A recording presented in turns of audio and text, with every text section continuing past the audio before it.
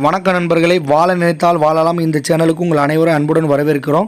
இன்றைக்கி நம்ம பார்க்க போகிறது வெண்பன்றி பண்ணையை பற்றி தான். வெண்பன்றி பண்ணையை பற்றி பல வீடியோக்கள் நம்ம சேனலில் போட்டிருந்தாலும் இன்றைக்கி நம்ம போடக்கூடிய வீடியோ கொஞ்சம் ஸ்பெஷல் தான். அப்படி என்ன சார் ஸ்பெஷல்னால், நம்ம யூடியூப் சேனலில் பார்த்த ஒரு நண்பர் நமக்கு கால் பண்ணி, சார் உங்கள் வீடியோவை பார்த்த பிறகு தான் எனக்கு வெண்பன்றி பண்ணை வைக்கலான்ற நம்பிக்கை அதிகமாக உருவாயிருக்குது. எனவே நான் ஒரு பண்ணையை லைவாக பார்க்கணும்னு சொல்லி கேட்டார். அவரோட வேண்டுகோளுக்கு இறங்க அவரை பண்ணைக்கு நேரடியாக கூப்பிட்டு போனோம். அவர் திரு கார்த்திக் சார் அவர்கள் ராமநாதபுரம் மாவட்டம் கப்பல் துறையில் வேலை பார்க்குறாரு. மாதம் ஒரு கணிசமான சம்பளம் வாங்கக்கூடியவர். சொந்தமாக தொழில் தொடங்குன்ற ஆர்வத்தில் நம்மளை வந்து நேராக சந்திச்சார். அவரை கூட்டுக்கொண்டே ஒரு லைவாக ஒரு பண்ணையில் கொண்டே காமிச்சோம். அந்த பண்ணை எந்த பண்ணைன்னா, திரு அம்ஜித் பாபா சார் அவர்கள் தென்காசி மாவட்டம் வல்லம் அருகே உள்ள சின்கா ஃபார்ம்ஸ் தான். ஏற்கனவே அம்ஜித் பாபா சார் அவர்கள் நம்ம யூடியூப் சேனலுக்கும் உங்கள் எல்லா நண்பர்களுக்காகவும் அதிகமான வீடியோ கொடுத்துருந்தாரு. வெண்பன்றி பண்ணை பற்றி மிக தெளிவான வீடியோ ஏற்கனவே பல வீடியோ கொடுத்தாலும் இன்றைக்கி ஒருத்தர் நம்ம தேடி வந்தாங்கிறதுக்காண்டி கூப்பிட்டு கொண்டு பண்ணையில் கூப்பிட்டு கொண்டு எல்லா டீட்டெயிலும் சொன்னார். எனவே நண்பர்களே, அம்ஜித் பாபா சார் அவர்களுக்கு நம்ம யூடியூப் சேனல் சார்பாக மிகச்சிறந்த நன்றியை தெரிவித்துக் கொள்ளலாம். இந்த வீடியோவில் உங்களை போல ஒருத்தர் புதிதாக பண்ணை தொடங்கக்கூடியவருக்கு என்னென்ன டவுட் வருமோ அத்தனை டவுட்டுகளும் கேட்டிருக்கிறாரு. ஸோ நீங்கள் வீடியோ மிஸ் பண்ணாமல் பாருங்கள், கடைசி வரைக்கும் பாருங்கள். ஸோ வாங்க நண்பர்களே, வீடியோக்குள்ளே போகலாம். என் பேர் கார்த்திக், என் ஊர் ராமேஸ்வரம். ஸோ நான் இங்கே சாரோட வீடியோ பார்த்துட்டு இந்த ஃபார்மை பார்க்கலான்னு வந்திருக்கேன். ஏன்னா சாரோட வீடியோவில் இந்த வீடியோ பெஸ்ட்டாக தெரிஞ்சது சாரோட ஃபார்ம் வந்து சார். ஸோ அதை பார்க்கலான்னு வந்திருக்கேன். ஒரு வீடியோ ஓகே. சார் வந்து ஒரு பேர் கார்த்திக்குங்க. அவர் ராமேஸ்வரத்துலேருந்து வந்திருக்காரு. ஃபார்முக்குள்ளே மேக்ஸிமம் யாரையும் அலோவ் பண்ணுறது இல்லை. பட் இன்றைக்கி வந்து அவர் ஏற்கனவே ஃபார்ம் எதுவும் ரன் பண்ணலாங்கிறதுனால இன்றைக்கி பொட்டாசியம் பெர்மாங்கனேட் வச்சு கை காலெலாம் வாஷ் பண்ணிட்டு தான் சார் ஒரு கண்டிஷனோட தான் உள்ளே அலோவ் பண்ணியிருக்கோம். இது வந்து ஏற்கனவே நம்ம வீடியோவில் பார்த்த மாதிரி இது வந்து ஃபேட்னிங் செக்ஷனுக்காக போட்ட பழைய ஷெட்டு. இது ஒன்றும் க்ளீனிங் ஒன்றும் பண்ணல, இப்போ தான் க்ளீன் பண்ணிகிட்டு இருக்காங்க. அதனால் கொஞ்சம் வழுக்காக இருக்கும். மற்றபடி இது வந்து ஆக்சுவலாக ஃபேட்னிங்காக எடுத்து வச்சுருக்கிறது. இது பார்த்திங்கன்னா ஒரு 7 மாதம் அரௌண்டு பிறந்ததுலேருந்து ஒரு 7 மாதம் இருக்கும். இது இப்போதைக்கு ஆவரேஜ் பார்த்திங்கன்னா ஒரு 80 to 85 இருக்கும், 80 kgs இருக்கும். இப்போ ஒரு நெக்ஸ்ட் மந்த் எண்டில் இதை சேல் பண்ணுற மாதிரி ஒரு ஐடியா. நெக்ஸ்ட் மந்த் எண்டில் இதை சேல் பண்ணுவோம்.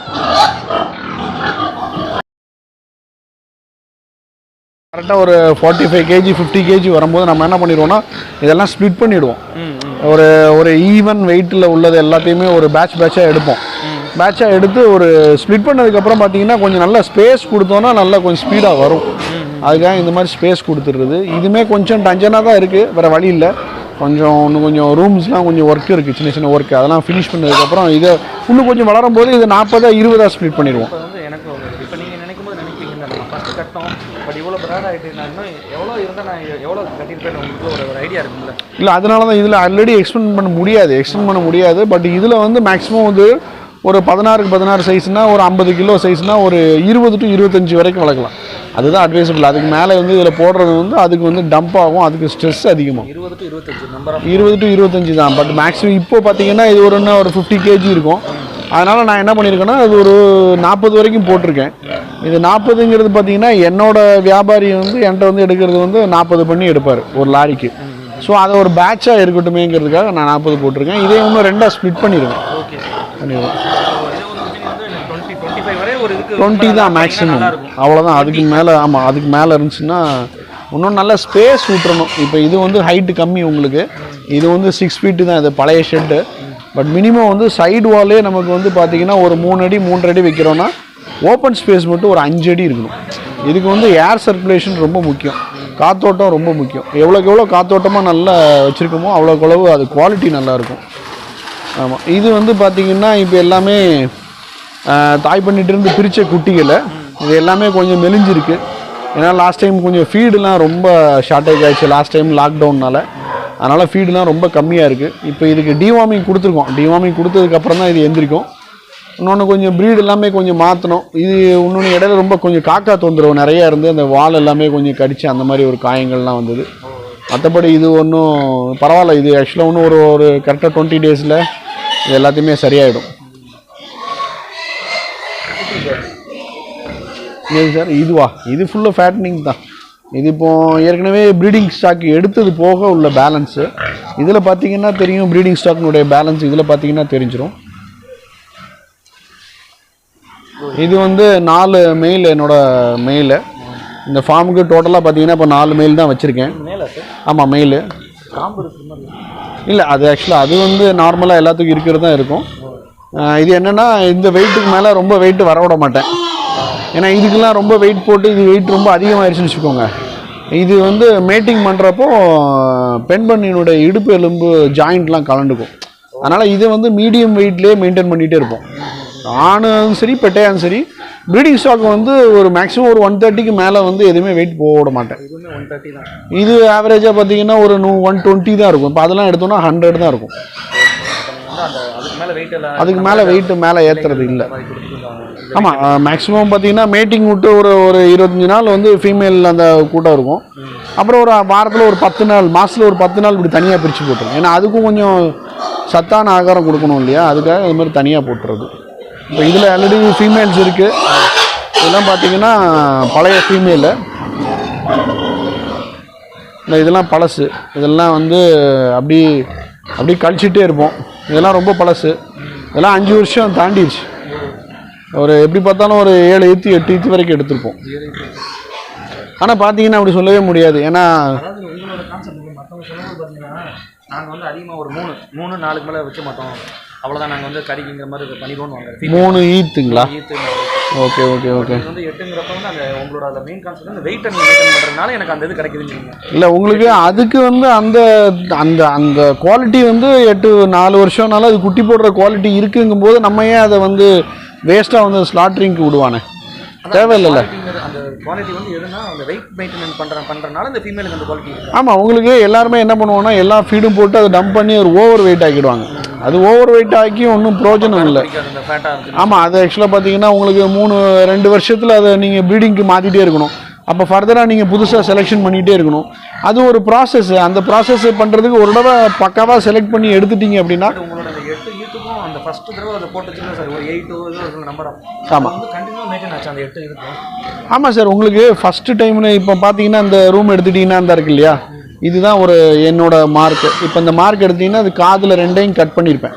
2 காதுமே கட் பண்ணியிருப்போம். இப்போ ஜூம் பண்ணி பார்த்தீங்கன்னா தெரியும், 2 காதையும் கட் பண்ணியிருப்போம். இப்போ அந்த ரூமில் எடுத்துக்கிட்டிங்கன்னா ஒரு காது கட் பண்ணியிருப்போம். இதுக்கு என்ன வித்தியாசம் அப்படின்னு பார்த்தீங்கன்னா 5க்கு கீழே, அதாவது ஃபஸ்ட் ஈத்து 5க்கு கீழே போனோம்னா காது வெட்ட மாட்டோம், அதை மார்க் பண்ணி வச்சுக்குவோம், அவ்வளோதான். ரெண்டாவது ஈத்து பார்த்தீங்கன்னா 8க்கு கம்மியாக போட்டுச்சு, இல்லை 8 ஆவரேஜ் 8க்கு கம்மியாக போட்டுச்சுன்னா இந்த மாதிரி காதே மார்க்கு கட்டே பண்ண மாட்டோம். அதை வந்து அப்படி ஸ்லாட்ரிங் விட்ருவோம். ஃபஸ்ட் ஈத்துலேயே 8 போட்டுச்சுன்னா ஒரு காதை மட்டும் வெட்டி விட்ருவோம். ஒரு காது ஒரு 8 குட்டி போட்டுச்சுன்னா அதனுடைய குட்டிகளுக்கு, நான் இப்போ தாய் பண்ணிகளுக்கு இல்லை, குட்டிகளுக்கு வந்து ஒரு காதை மட்டும் வெட்டி விட்ருவோம். 8 குட்டி போட்டுச்சுன்னா அதுலேருந்து வந்த ப்ரீடு இதுக்கும் அந்த குவாலிட்டி இருக்குங்கிறதுக்காக. 2 காது வெட்டியிருக்கு அப்படின்னா எல்லாமே 10 அண்ட் அபோவ் போட்டு 10ஐயுமே நல்லா வளர்த்துருச்சு அப்படின்னா அந்த 2 காதையும் அந்த குட்டிகளுக்குள்ளே வளர்த்துவோம். இப்போ அந்த மாதிரி நம்ம ப்ரீடு எடுத்து செலக்ட் பண்ணுறதுனால அதனுடைய குவாலிட்டியும் நல்லாயிருக்கும். ஒரு தடவை நீங்கள் இப்போ காதை வெட்டி இப்போ இந்த ப்ரீடு வச்சு தாய் பண்ணி வச்சிருக்கீங்க. இப்போ 8 ஈத்துக்கும் அது வந்து ஒரு 10னா அதே ஆவரேஜ் 10 அது கொடுக்குது. வந்து 10 அப்படி கொடுத்துட்டே இருக்கும். 10 கொடுத்துட்டே இருக்கும்.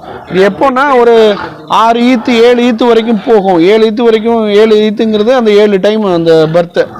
அது 8வது டைம் ஆகும்போது அது நம்ம எப்படி ரெகனைஸ் பண்ணிக்கலான்னு பார்த்தீங்கன்னா, இப்போ ஆவரேஜாக பார்த்தீங்கன்னா இதுக்கெல்லாம் முதல்ல டேக் அடிச்சிருப்போம். இப்போ அந்த டேக் எல்லாம் குட்டிகளுக்கு அடிச்சிடும். இருந்தாலும் இப்போ நமக்கு பார்த்தோன்னே தெரியும் இது வந்து 4 ஈத்து போட்டது, இது 5 ஈத்து போட்டதுன்னு நம்மளால் ஜட்ஜ் பண்ண முடியும். இது இப்போ நமக்கு தெரியும்ல எத்தனை நம்ம ஃபார்மில் இருக்கிறதுனால. இது எப்போன்னா கவுண்ட் குறையும். இது வளர வளர இது ஏஜ் ஆகும்போது அதனுடைய ஏஜ் மெச்சூர்டு ஆகும்போது அது என்ன ஆகும்னா அதனுடைய அளவு வந்து கம்மியாகும். இது போன தடவை 10 போட்டுச்சு, 12 போட்டுச்சு, இப்போ வந்து 8 ஆயிடுச்சு அப்படின்னா நெக்ஸ்ட் டைம் அது இன்னும் கம்மியாகும்னு அர்த்தம். அதான் ஆனால் மினிமம் வந்து உங்களுக்கு ஒரு 8 ஈத்துக்கு வந்து அது அந்த ப்ராசஸ் கண்டினியூவாக இருக்குது. 10 முதல்ல இனிஷியலாக 10 போட்டுச்சுன்னா அந்த 8 ஈத்துக்கு ஒரு 10 வருது. ஸோ அதுக்கப்புறம் நீங்கள் அதை ஃபர்தராக வச்சுக்கலாமாங்கிறது வந்து அது குறையிறத வச்சு அது குறைஞ்சிருச்சு அப்படின்னாலே அந்த குவாலிட்டி வந்து அங்கே குறையுதுன்னு இருக்கும். நான் வீடியோவில் தான் கேட்டுங்க, எனக்கு பண்ணையிட்ட பேசினது நம்மளுக்கு வந்து 8 அவங்க வந்து 3 4 நான் சொல்லி கேட்டிருக்கேன். சரி சரி செலக்ட் பண்ணி சொல்லுவாங்க அப்படின்னு சொல்லி. நீங்கள் சொன்னால் நல்ல கான்செப்ட் தான், ஒன்று நல்லா போடுதுன்னா. பட் அப்போ 8 தடவை இதே அளவு கொடுத்தோன்னா கண்டிப்பாக ஒன்று செலக்ட் ஆகிடுச்சுன்னா அதே நல்லா மெயின்டைன் பண்ணால் கூட போதும். அது வந்து நமக்கு ஈஸி தான் அது. ஆமாம், இல்லை 8ஐயும் வந்து அதுலேயே எப்படி செலக்ட் பண்ணுவோம்னா 8மே குட்டி போட்டு 8மே நல்லா வளர்க்குறதான்னு பார்க்கணும். நல்லா வளர்த்துட்டு அது நல்லா மேலே படுத்துக்காம நல்லா பால் கொடுத்து நல்ல குட்டியும் நல்ல குவாலிட்டியாக இருக்காங்கிறத பார்ப்போம். அந்த மாதிரி போட்டுரும்போது அந்த மாதிரி இதை மெயின்டைன் பண்ணிக்குவோம். ஃபாரமிங் கிரேட்டுங்களா? மோட்டாலிட்டியை கம்மி பண்ணுறதுக்கு. ஆமாம் ஆமாம். அது உங்களுக்கு தேவைப்படல. ஆக்சுவலாக இது வந்து பார்த்தீங்கன்னா இந்த ரூமுடைய சைஸ் பார்த்தீங்கன்னா 8க்கு 10. இந்த 8க்கு 10ங்கிறது பார்த்தீங்கன்னா ஃபஸ்ட்டு அபிஷேக்பட்டி, ராமியாம்பட்டிங்கிறது இப்போ வந்தது தான். ஃபஸ்ட்டு வந்து அபிஷேக்பட்டியில் தான் வந்து பிக்னுடைய இது எல்லாமே கோச்சிங், அந்த கோர்ஸ் எல்லாமே கொடுக்குறது, அங்கே தான் ட்ரைனிங் கொடுக்குறது. அங்கே ஒருத்தர் ரிலேட்டிவ் ஒருத்தர் டாக்டராக இருந்தார், அவர் சொன்ன அட்வைஸ் படி தான் நம்ம இதை கட்டினோம். ஃபாரமிங் கிரேட் போடலாம், ஃபாரமிங் கிரேட் போட்டால் நல்லா தான் இருக்கும். பட் என்ன அப்படின்னா ஃபாரமிங் கிரேட்டுங்கிறது இப்போ வந்திருக்கிற டெக்னாலஜி. ஃபஸ்ட்டு வந்து ஃபாரமிங் கிரேட்லாம் ஃபாரினில் மட்டும்தான் இருந்துச்சு, இங்கே இப்போது ஃபாரமிங் கிரேட் கிடையாது. இப்போ நம்மளே ரெடி பண்ணிகிட்டு இருக்கோம். அது இன்னும் ஃபர்தராக அந்த பக்கம் ஒரு ப்ரீடிங்க்குன்னு தனியாக ஒரு செக்ஷன் மாதிரி போடுற மாதிரி ஒரு ஐடியாவில் இருக்கும். அது போட்டோன்னா ஃபுல் அண்ட் ஃபுல் ஃபாரமிங் கிரேட் போயிட்டு இதை வந்து ஒரு 5 அனிமலாக போட்டு, இல்லை அந்த குட்டி போடுறதுக்கு முன்னே குட்டி அதுக்கு கொஞ்சம் சத்தான ஆகாரம் கொடுக்கறதுக்காக தனித்தனியாக வேணால் போட்டுக்கலாங்கிற மாதிரி அப்படி வச்சுருக்கோம். பட் அது வந்து நல்ல ஐடியா தாங்கிறீங்க. நல்ல ஐடியா தான், ஃபாரமிங் கிரேட் நல்ல விஷயம் தான். ஏன்னா நிறைய விஷயங்கள் நீங்கள் மற்றவங்களுக்கு மாற்றி பண்ணியிருக்கீங்களா, அது எனக்கு ஒரு அட்வைஸ் தான், நல்ல அட்வைஸ். இல்லை ஃபாரமிங் கிரேட் வந்து எதுக்குன்னா அந்த கரெக்டாக வந்து ஒரு 10 days to 20 days மேக்ஸிமம் வச்சா போதுங்க. பட் ஆனால் நிறைய பேர் என்ன பண்ணுறாங்கன்னா ஃபுல் அண்ட் ஃபுல்லு ஃபாரமிங் கிரேட்லேயே போடுறாங்க. அதுக்கு வந்து ஸ்ட்ரெஸ்ன்னு ஒன்று இருக்குது, அதுக்கு பாடி கண்டிஷன் ஒன்று இருக்குது. அது உக்காந்துருக்கும், படுக்கும், எந்திரிக்கும், குட்டி பால் கொடுக்கும், அதனுடைய வேலை அது மட்டுமேன்னு சொல்லி அதை ஒரு இதாக வைக்காமல் அதையும் கொஞ்சம் மதித்தோன்னா கொஞ்சம் ஒரு 20 நாளுக்கு மட்டும் அந்த குட்டிக்கு மட்டும் நல்லா கொஞ்சம் க்ரோத் வந்துருச்சுன்னா அதுக்கப்புறம் இந்த மாதிரி ரூமில் ஃப்ரீ ரூமில் போட்டோன்னா அது நல்லா சுற்றிட்டு நல்லா குட்டியும் ஆமாம். இப்போ இதுவும் இப்போ போட்டுட்டு இருக்கோம். இப்போ நம்ம ஃபீடு போட்டுட்ருக்கோம். ஃபீடு போடும்போது நல்லா குட்டியினுடைய க்ரோத் நல்லா இருக்குது. அந்த ஃபஸ்ட்டு 2-3 நாள் மட்டும் நல்லா கவனிச்சுக்கிட்டோம்னாலே போதும். இப்போ அந்த ஷெட்டுக்கு நாங்கள் காட்டுறேன், அங்கேயும் கிரேட் கிடையாது. அங்கே குட்டியினுடைய குவாலிட்டி பாருங்கள். மாட்டாலிட்டிலாம் வந்து கிரேட் போட்டால் தான் இருக்குதுங்கிறதுலாம் இல்லை. பட் இருந்தாலும் அதை அவாய்ட் பண்ணலாம். இப்போ நியூ ஃபார்மர்ஸ்க்கு வந்து அந்த மாதிரி மெயின்டைன் பண்ணணுங்கிறது நல்லது நல்லது நல்லது. அது என்ன நண்பர்களே, வீடியோ பார்த்தீங்களா? அவர் பண்ணை அமைப்பு முறை பற்றி இந்த வீடியோவில் சொல்லியிருந்தாலும் இன்னும் பல தகவலோட பார்ட் 2 உங்களுக்காண்டி காத்துக்கிட்டு இருக்கு. எனவே நீங்கள் யோசிக்கிற மாதிரி, சார் எனக்கு இன்னும் நிறைய டவுட் இருக்குது, பண்ணைகளை எந்த முறையில் வழி நடத்தணும், பண்ணை அமைப்பு முறை எப்படி இருக்குன்னு எனக்கு பல கேள்விகள் இருக்குது சார். ஆனால் சரியான தகவல் இந்த வீடியோவில் எனக்கு கொஞ்சமாக கிடச்சிருக்கு, ஆனால் இன்னும் அதிகமாக கிடச்சா நல்லாயிருக்கும் நீங்கள் எதிர்பார்த்தீங்கன்னா அந்த எதிர்பார்ப்புகளுக்கு இணங்க நெக்ஸ்ட்டு பார்ட் 2ங்கிற வீடியோ கொடுத்துருக்குறோம். அதில் அவர் அதிகமான கொஸ்டின் கேட்டிருக்காரு, அதிகமான இவரும் பதில் சொல்லியிருக்கிறாரு. ஸோ அதில் உங்களுக்கு தேவையான டீட்டெயில் அதிகமாக இருக்கும். எனவே நண்பர்களே, பார்ட் 2க்கு நீங்கள் கண்டிப்பாக வெயிட் பண்ணுங்கள். இன்னும் பல நண்பர்களுக்கு இந்த வீடியோவை கண்டிப்பாக ஷேர் பண்ணுங்கள். உங்கள் மூலமாக உங்கள் நண்பர் ஒருவர் தொழில் தொடங்கினா அது கண்டிப்பாக ஒரு மிகப்பெரிய நல்ல விஷயம்தான். ஸோ இந்த யூடியூப் சேனலில் ஆரம்பித்த ஒரு முக்கியமான நோக்கமே பல நண்பர்கள் சிறந்த தொழில் அமைத்து ஒரு பெரிய வாழ்க்கையில் முன்னேறணும், ஒரு பெரிய நிலைமைக்கு போகணுன்னு தான். ஸோ எல்லாத்துக்கும் ஷேர் பண்ணுங்கள், நீங்களும் கமெண்ட் பண்ணுங்கள். வேறு வந்து டீட்டெயில் வேணால் கண்டிப்பாக கமெண்ட் பண்ணுங்கள், அது கரெக்டான ரிப்ளை அளிக்கப்படும். ஸோ ஓகே, வாங்க நண்பர்களே, நெக்ஸ்ட் வீடியோவில் பார்க்கலாம். ஓகே, பாய் பாய்.